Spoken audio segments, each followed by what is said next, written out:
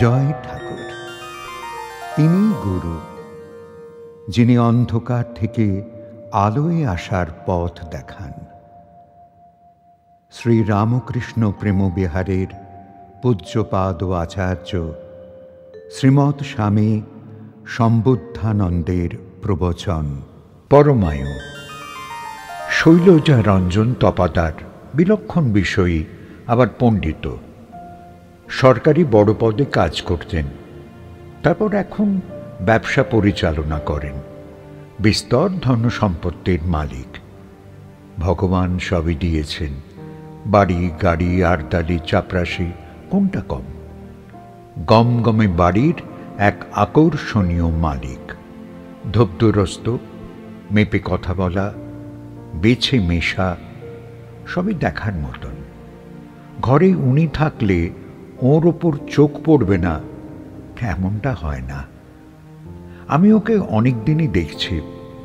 প্রথম যখন দেখেছি তখন উনি চাকরি করেন। বছর 47 বয়স হবে। কাঁচা পাকা চুল, সুঠাম সুন্দর চেহারা। মহারাজকে প্রশ্ন করেছিলেন সেদিন, মহারাজ, সময় তো গেল, আর বুঝি এবার কিছু হলো না। কাজের নেশাতেই কেটে গেল জীবনটা। যেটুকু পড়ে আছে তার ভরসায় টিমটিমে আশার দীপটি জেলে বসে আছে। যদি কিছু দেখা যায়, যদি শেষ শিখাটিতেও কিছু স্পষ্ট হয়। মহারাজ সেদিন হেসে বলেছিলেন, দেখো শৈলজা, তোমার সাথে মানুষ মিশতে চায়, তুমি দরজা জানলা বন্ধ করে থাকো। অমন করো কেন? দাও না জানলাটা মেলে। দরজা না হয় নাই খুললে, জানলাটা তো খুলতে পারো, একটু আলাপ করো না। শৈলজাবাবুর কথাটা মনে ধরেছিল আমাদের সবারই। আমরা ওর বুদ্ধিদীপ্ত উত্তর শুনে সমর্থন, আনন্দ দুই করেছিলাম। উনি বলেছিলেন, কথা তো বলাই যায়, আলাপও করা যায়, কিন্তু তারপর দরজা না খুলে কি পারবো? ভিতরে আসতে চাইলেই তো বিড়ম্বনায় পড়ব। সারাদিন কেটে যায় হই হই করে অনেক কথা, কাজ, মানুষ নিয়ে। এখানে এসে তাই সাম্য রক্ষার চেষ্টা করি। আর উপযুক্ত কথা না হলে কথায় ঢুকতে ইচ্ছে করে না মহারাজ। মহারাজ বললেন, শৈলজা রঞ্জনকারী তুমি, তোমার কি এমন বাছাবাছি সাজে বাবা? আর তুমি যে বলছো উপযুক্ত কথা না হলে কথায় ঢুকতে ইচ্ছে করে না, তা খানিক সত্য বটে, তবে তা বলে কজনে? তুমি কি বলো? একা একা কত অবান্তর কথা তুমিও তো তোমার সাথে বলে চলো। ওই কথাও কি চলে? আসলে কি জানো বাবা, আমরা সবাই সবার সাথে কথা বলি ঠিকই, কিন্তু শান্তি পাই না। কি যেন একটা খুঁজি, কাকে যেন একটা খুঁজি। পাচ্ছি না বলেই তো এত আলাপ, এত কথা, এত পছন্দ অপছন্দর ঝড়। শৈলজাবাবু সম্মতি জানালেন, বললেন, ঠিক তাই মহারাজ। নিজে নিজের সাথেই বলি আর একে অপরের সাথেই বলি। সহমত, এক ভাব আর হতেই পারে না। মহারাজ বললেন, সহমত হলেই হবে না বাবা, সত্যের উপর সহমত হতে হবে, নইলে সেই মত পোক্ত হয় না, বারবার ভাঙে, বারবার গড়ে।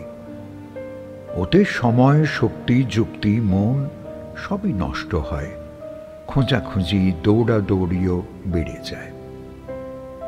শৈলজাবাবু বললেন, মহারাজ, আপনি যে বললেন জানলা দরজা বন্ধ করে রেখেছি, তা তো ঠিক নয়। আমি তো সবাইকে দেখছি, তাদের সাথে প্রয়োজনে কথাও বলছি, তবে দরজা জানলা বন্ধ কেমন করে হলো? মহারাজ হাসলেন, বললেন, কাচের জানালা, কাচের দরজা, তাই তুমি সবাইকে দেখতে পাচ্ছ। প্রয়োজনে তাকে কাছে ডেকে নিতে পারছ, কিন্তু কই, তারা তো তোমাকে দেখতে পাচ্ছে না। তোমার ভিতরে বাইরের মতো আলো নেই, তাই এমন। আগন্তুক অচেনা মানুষটা নিজেকেই বারবার দেখে ফেলছে। হয় ভাবছে সে বড্ড সাধারণ, নয় ভাবছে সে মূর্খ, আবার কখনো নানান দ্বিধা দ্বন্দ্বে কাছেই যেতে পারছে না। সাধারণ হতে হয় বাবা। ঠাকুর শ্রীরাম কৃষ্ণ, মা শারদা, স্বামী বিবেকানন্দ এরা কত সাধারণ হয়ে এসেছিলেন এই পৃথিবীতে। আসলে কিন্তু সাধারণ নন কেউই। মাটির কুটির, অভাব অভাজনের মধ্যে বাস, সব মিলে একেবারে সাধারণ। নির্দ্বিধায় সবাইকে টেনে নিয়েছেন কাছে, আর তারাও নির্দ্বিধায় কাছে যেতে পেরেছে। তুমি, আমি, আমরা সবাই একটা কোনো না কোনো গণ্ডির ভিতর থেকে কথা বলি, তাই সবাই কাছে আসতে পারে না। একটু থেমে মহারাজ আবার শৈলজা বাবুকে বললেন, শৈলজা, সময়ের সকাল সন্ধ্যা নেই বাবা। ওসব কাব্যে, সাহিত্যে, গানে হয়। ধর্মে অমন কথা স্থান নেই। মানুষ মানুষের সুবিধায় স্থান বিশেষে ভাগ করে নেয়। আবার ভালো মন্দরও এই জগতে দাম যেন গুলিয়ে ফেলেছে মানুষ। জীব, জড়, সময় ইত্যাদি উপাদান দিয়ে ভাগাভাগি ভালো নাকি? ওই রকম একটা যেমন তেমন সুযোগবাদী ভাগে প্রকৃত শ্রেণীবিন্যাস করা যাবে নাকি? জানো শৈলজা, ওই যে তুমি বললে অনেক সময় গেল, না, ও কথা সঠিক বললে না। যার পরমায়ু শেষ হলো সে ও কথা বলতে পারে। যে এখন অনেক দিন বাঁচবে সে কি ওই কথা বলতে পারে?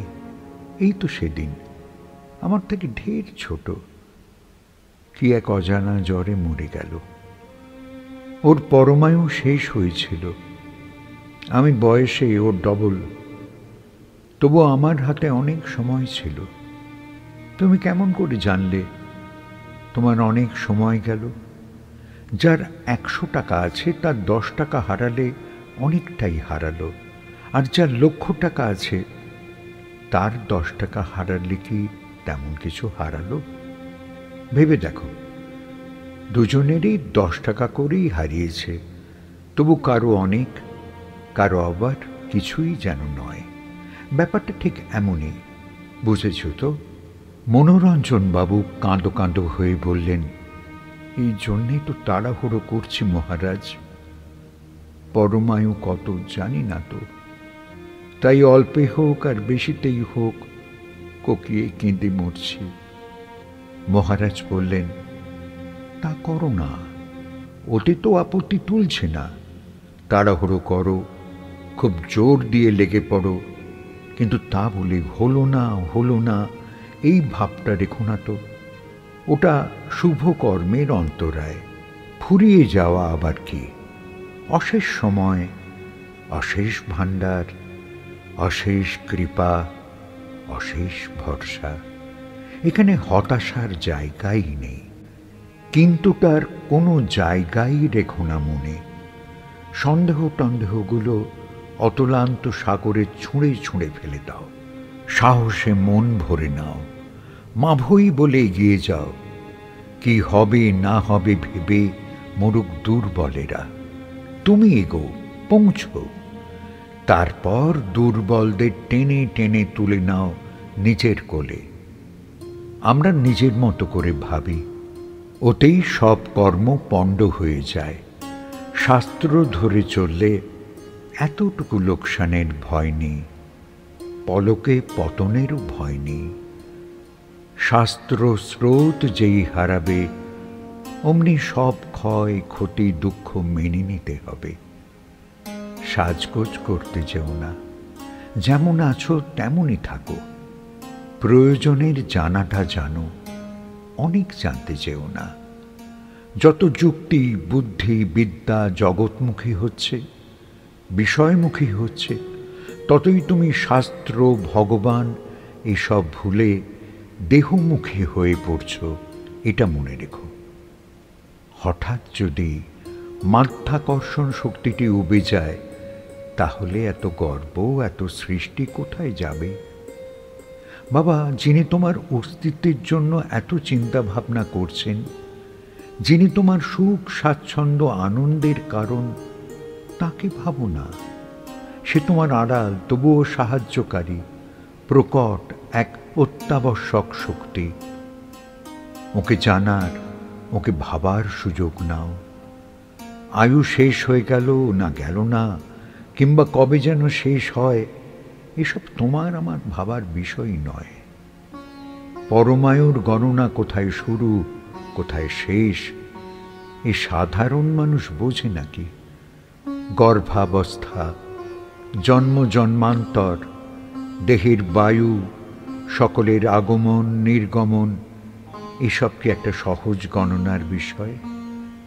জানবে বাবা, জন্মান্তর সত্য, ওটি তোমাদের স্মরণ রেখেই সব কাজ করতে হবে। ভুলেছ কি মরেছ? অনেক রকম মানসিক রোগ আছে, ভুলে যাওয়াও একটা রোগ।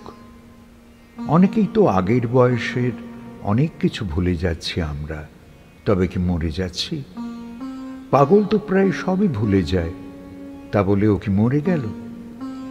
রোগের বিকারের সময়ও আমরা অনেক কিছুই ভুলে যাই। আত্মীয় পরিজন বোধ সবই হারিয়ে যায়। তাহলে ওটা মৃত্যু কি? আবার মনে পড়ল ভালো, না পড়ল তাও ভালো। তবু আমরা ক্রমান্বয়ে এগিয়ে চলেছি, এটাই সত্যি। ভয় পেও না বাবা, ক্লান্ত হয়েও না। নিজের কাজগুলো যত্ন করে নির্দায়ভাবে করে যাও। ভুল হোক ঠিক হোক, তিরস্কার পাও আর পুরস্কারই পাও, অতি বিচলিত হয়েও না। ভুল হলে শুধরে নাও, আর ঠিক হলো তো এগিয়ে চলো। জীবন চক্রে যখন পড়ে গেছ, তখন বেশি গবেষণা করে সময় নষ্ট করো না। যা সত্য, যা শাস্ত্রে বলা আছে, যেসব কথা বা নির্দেশ গুরুজনেরা দেন, তা বিনা বিচারে করতে থাকো। গুরুজন, শাস্ত্র এসব চিরকল্যাণকর। এদের মান্যতা বিনা দ্বিধায় দিয়ে যাও। শরীরকে প্রশ্রয় দিও না। শরীর বুদ্ধি থেকেই যত দোষের অঙ্কুরোদ্গম। ভাগাভাগি, রেষারেষি এসব যত করবে ততই বাড়বে, এর শেষ নেই, সুখও নেই, একটার পর একটা আসতেই থাকবে। মশারিতে বসে একটার পর একটা মশা মারতে থাকো, ওতেই শেষ হবে না মশা মারা। মশারও শেষ নেই, আর যতক্ষণ মশারির ছ্যাঁদা থাকবে ততক্ষণ তাদের আগমনও চলবে। বরং কষ্ট করে উঠে মশারির ছ্যাঁদাটা একটু সারিয়ে নিয়ে দিব্যি ঘুমোও না। তোমরা বাপু এমন আলসে, ঠাস ঠাস মশা মারবে, তবু আলো জ্বালবে না, আর সেলাই তো দূরস্থান। এবার মহারাজ খুব হাসছেন, বোঝা যাচ্ছে। সবাই উৎসুক। দুলালবাবু বললেন, আমাদের একটু প্রসাদ দিন মহারাজ। নিরস আটপৌরী জীবনটার বৈচিত্র্যটাই বুঝতে পারলাম না। মহারাজ বললেন, কি জানো তো, তোমরা এই ব্যাপারে খুব কুলীন। মশারি খাটানো আলসেমির ব্যাপার দেখে বাদ। ঘুম থেকে উঠে মশারি ভাঁজ করতে মোটেও ভালো লাগে না, কারণ তখনও ঘুমোনোর একটা ক্লান্তি চলতেই থাকে। ঘুম থেকে উঠতে দেরি হয়। ওটা সামলাতেও মশারি খাটানোটা উপদ্রবের মনে হয়। তার থেকে এক গলা মশা মারা বিষের গ্যাস ঘুমের অঘরে শরীরে ভরে নিতেও মানুষ রাজি। আলস্যের মাত্রাটা একবার ভেবেছ? নির্বুদ্ধিতাটা একবার ভাবছ? একটা বালক বা কোনো বৃদ্ধ গরমকালেও মশারি টাঙাতে চায় না কেন জানো? মশারিতে হাওয়া কম ঢোকে। একদিন তো পাখা আলো কিছুই ছিল না, তখনও মানুষ ছিল। আজও আছে। মাঝখান থেকে আজ একটু বেশি নির্ভরশীল, বেশি আলসে হয়ে পড়ছে। নিজের ওজর আপত্তি, চাওয়া পাওয়ার সম্মান কারো কারো কাছে এত বেশি যে সে সেটাকে নির্বিচারে গ্রহণ করতে এতটুকু দ্বিধা, লজ্জা বোধ করে না, ভয়ও পায় না। হিতাহিত জ্ঞানশূন্য বা সত্য অবজ্ঞা করেও সুযোগ নিতে কসুর করে না। বলো, তোমরাই বলো, এটা কি ভালো? ছোট্ট জাগরণ, ওর নাম জীবন, খানিক মরণ, ওর নাম নিদ্রা। এইভাবেই তো চলছে সময়ের আর জীবনের প্রবাহ। এর বিষয়ে আমাদের জেনে কি হবে? জেনে কি উদ্ধার হবে কেউ? স্পোর্টসটা কতক্ষণের, কত মাইলের, নিয়ম কি কি, এসব জেনে কি পুরস্কার পাওয়া যাবে? বরং দৌড়ের আদেশ নিয়ে দাগ কাটা লাইনটা মেনে দৌড়ো, দেখবে পুরস্কার পেয়ে গেছ। মনুষ্য জীবন বহু জন্মের পুণ্য ফলে জোটে। তাই পাশবিক আচরণগুলো ফেলে দিয়ে এগিয়ে চলো, কিছু না কিছু পুরস্কার ঠিক পেয়ে যাবে।